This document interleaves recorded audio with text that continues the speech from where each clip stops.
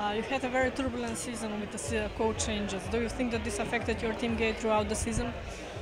Uh, I don't know. I don't know what to say because we changed the coach maybe 1 month and a half ago. So I don't know if it was because of this that we had this up and down things during the season. But it's clear that it was a hard season.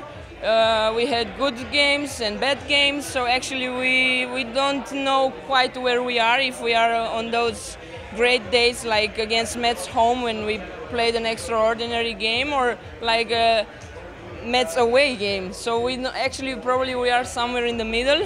But yeah, hopefully we will have a good day tomorrow and we will be in the upside of our season tomorrow.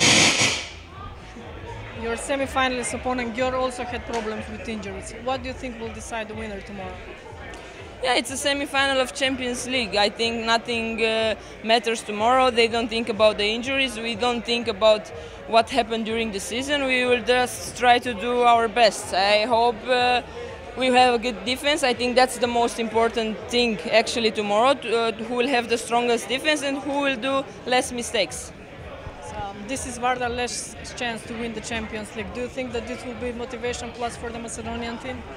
Yeah, for sure it will be a motivation, but actually I am not thinking about Vardar. We have, I don't know, things more important in our own club to think about than about Vardar. Of course, I know it's their last season in the Champions League because they will bankrupt after or something like that. I know some of the players will actually join our club from the next season, but I want to repeat it. The most important and what I think about is our team and the game tomorrow against Győr.